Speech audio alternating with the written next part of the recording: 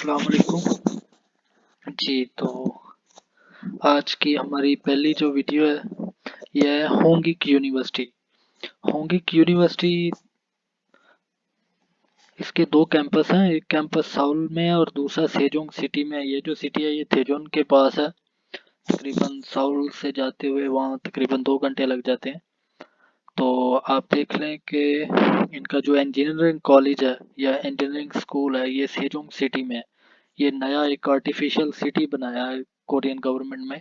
तो होंगिक यूनिवर्सिटी जो है इसका ये वाला जो कैंपस है ये सेजोंग सिटी में है। तो ये protein and antibody engineering lab है। तो इसमें जो एडवाइज़र है, जो आपकी प्रोफेसर होंगी, वो ही जिन छोंग छोंग ही जिन होंगी। तो ये इनका ईमेल आईडी दी हुई है, आप इस पे आप कांटेक्ट कर सकते हैं। तो मैं आपको इनकी लैब का कंटेंट बता देता हूँ। तो इनकी लैब में जो एरियाज ऑफ रिक्रूटमेंट है वो देख रहे हैं, बायोटेक्नोलॉजी हो, मतलब आपका बैकग्राउंड बायोटेक्नोलॉजी में हो या सेल बायोलॉजी में हो, इम्यूनोलॉजी में हो, या कोई भी और सब्जेक्ट्स आपके हो सकते हैं। कोई ज़रूरी बात नहीं है कि आपका जो है ये बायोटेक्नोलॉजी या सेल बायोलॉजी हो। इससे रिलेटेड कोई भी चीज़ है, फॉर एग्जांपल आपने बायो साइंस पढ़ी हुई है या आपका जो टाइटल है डिग्री का वो बायो इंजीनियरिंग है या जेनेटिक इंजीनियरिंग है या जेनेटिक साइंसेज है या जेनेटिक्स है, तो आप इसके लिए अप्लाई कर सकते हैं। तो इसका मतलब ये एक जनरल व्यू है उनका कि इससे रिलेटेड होना चाहिए। तो उनका मैसेज है कि सेजोंग कैंपस, जैसा कि मैंने आपको पहले बताया, ये सेजोंग कैंपस की जो पोजीशन है, तो आप अगर आप अभी इंटरनेट पे सर्च करेंगे तो आपको होंगिक यूनिवर्सिटी के दो कैंपस मिलेंगे। एक कैंपस साउल साउल सिटी में है और दूसरा कैंपस जो है वो सेजोंग सिटी में है। तो ये सेजोंग सिटी वाले कैंपस की जॉब है। तो ये कह रहे हैं कि ये एंटीबॉडी इंजीनियरिंग की जो लैब है उसके लिए ये पोजीशन है। तो इसके लिए डीएनए क्लोनिंग, प्रोटीन प्रोडक्शन और एफिकेसी एवेल्यूएशन, सेल्स और माइस। तो आपको पता होना चाहिए कि ये दो तरह की ये इनका दो तरह का एक्सपेरिमेंट होगा, जो मतलब जो टेक्निक ये यूज़ करेंगे। एक इन विट्रो होगा और एक इन विवो होगा। तो ये दोनों यूज़ करेंगे। मोस्टली जो लैब्स हैं कोरिया में या कहीं भी, तो वो जनरली जो है वो दो एक ही टेक्निक यूज़ करते हैं मोस्टली। लेकिन जहाँ भी इन विवो पे काम होता है वो मोस्टली इन विट्रो भी कर ही रहे होते हैं, क्योंकि इन विट्रो से बेस चलती है। अगर आपको कोई पेपर के रिजल्ट्स वगैरह शो करने हैं तो वो सेल्स पे पहले एक्सपेरिमेंट करके तो वो करते हैं। तो आप देख लें कि ये दोनों में काम होगा। तो अगर आपकी दोनों में एक्सपर्टीज एक्सपर्टीज ना भी हो, लेकिन अगर आपके पास बेसिक नॉलेज हो, तो मेरे ख्याल में अगर आप कांटेक्ट करें तो आप एक्सप्लेन कीजिए उनको। तो या उन्होंने अपनी जो उनकी लैब की वेबसाइट है वो भी दिया हुआ है। आप मोस्टली इस पार्ट में वेब एड्रेस दिया होता है और आप डायरेक्टली लिंक पे क्लिक करके आप जा सकते हैं वहाँ पे।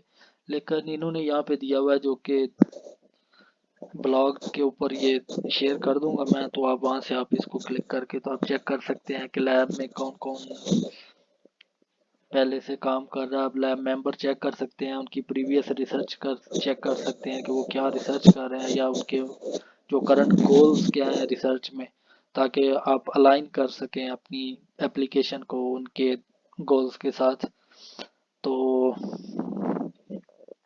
इनको मास्टर प्रोग्राम, ये जो ये ज़ीरो है इसका मतलब ये नहीं है कि इनको स्टूडेंट्स नहीं चाहिए। ये ज़ीरो आप समझ लें कि ये जिस तरह हमारा चेक या राइट का मार्क होता है, जिसे इंग्लिश में चेक कहते हैं, हमारे यहाँ उसको टिक भी बोल देते हैं पाकिस्तान में। या तो आप यही समझे कि उनको मास्टर स्टूडेंट्स भी चाहिए और डॉक्टरल स्टूडेंट्स भी चाहिए, और इंटीग्रेटेड प्रोग्राम मतलब masters plus PhD, masters and PhD दोनों के स्टूडेंट्स चाहिए उनको।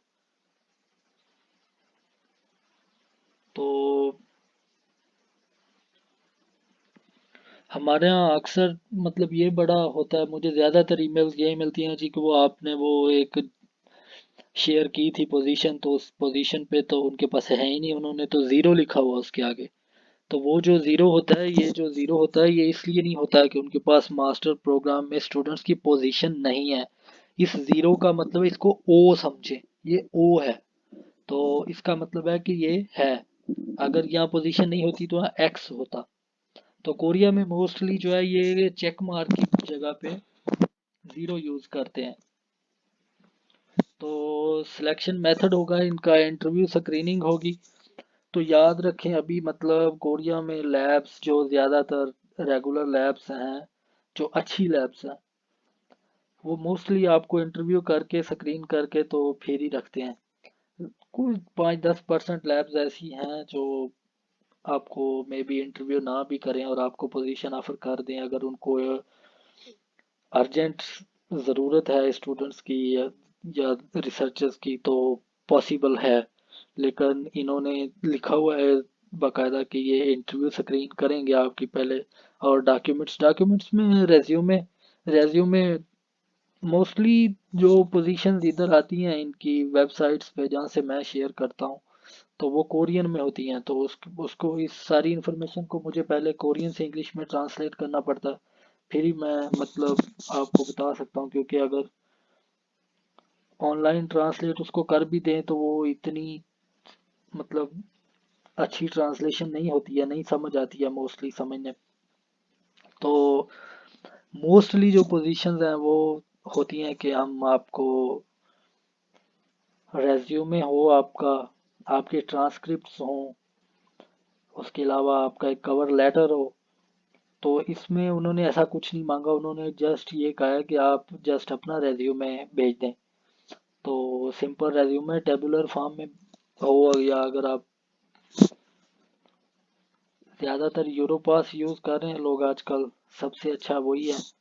लेकिन और भी अच्छे टेम्पलेट्स हैं जो कुछ पाकिस्तान में तो मुझे नहीं पता, लेकिन कोरिया में ज़्यादातर टेबुलर फॉर्म यूज़ होती है।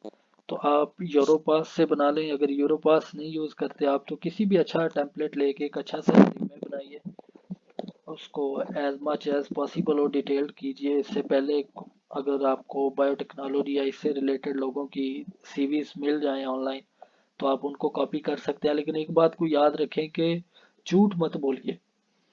हर सीवी में स्ट्रेच ऑफ फैक्ट्स होती है। फॉर एग्जांपल आप क्रिकेट खेलते हो, और आप क्रिकेट खेलते हो जस्ट दोस्तों के साथ गली मोहल्ले में क्रिकेट खेलते हो, तो आप लिख सकते हो कि I have participated in like school cricket team और कॉलेज क्रिकेट टीम। लेकिन अगर आप वहाँ ये लिख दो कि मैं प्रोफेशनल क्रिकेटर था, तो आप जस्ट तो को मानेगा नहीं आपकी बात। तो आप जब तक कि आप प्रूव नहीं करते हो तो आप स्ट्रेच कर सकते हो थोड़ा, लेकिन ये नहीं है कि बिल्कुल ही देखने वाले को पता चल जाए कि नहीं यार ये तो पॉसिबल ही नहीं है। तो आप स्ट्रेच कर सकते हैं, लेकिन झूठ मत बोलिए उसमें। दोनों चीज़ों में डिफरेंस है। तो जस्ट रेज्यूमे भेजिए। अगर आपके पास ट्रांसक्रिप्ट अवेलेबल है 1 या 2 या 3 सेमेस्टर का, या जो भी आपकी कंडीशन है करंटली, तो वो भेज दीजिए उनको। उसके अलावा उन्होंने कोई डॉक्यूमेंट्स मांगे ही नहीं तो ज़रूरत नहीं है कवर लेटर वगैरह की। वो मे बी इंटरव्यू के बाद मांगे अगर उनको, और रेफरेंस वगैरह मांग लें बाद में इंटरव्यू के। तो ये तकरीबन 31 जनवरी को ये पब्लिश हुई है ये पोजीशन। तो मुझे एक दिन लग गया इसको ट्रांसलेट करने में, तो मैं आज आपके साथ शेयर कर रहा हूँ। तो ये मई 1 को, मतलब ये सितंबर से ये क्लासेस या जो भी आपका लैब वर्क होगा स्टार्ट होगा। तो उससे पहले पहले ये एडमिशन जो है, ये अगर मई 1 है, मई 1 तक ये आपके साथ फाइनल करेंगे तो आपको बोलेंगे कि आप जून या जुलाई में इनकी एप्लीकेशन होगी लास्ट में। तो आप इसको मई 1 से पहले पहले ये डिसाइड हो जाएगी। तो आप लास्ट डेट का वेट मत कीजिए। ये mostly first come first serve basis पे होती हैं इस तरह की पोजीशंस।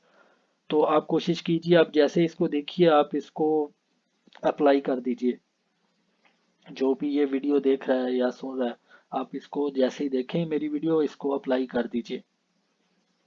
और अगर आपको कोई प्रॉब्लम आए इसको सीवी के लिए या इसको कांटेक्ट करने के लिए, या ईमेल किस तरह लिखनी है, तो आप इस वीडियो के लिंक के नीचे मेरी ईमेल आईडी दी होगी, आप डायरेक्ट मुझसे ईमेल पे रब्ता कर सकते हैं। Thank you. अल्लाह हाफिज़।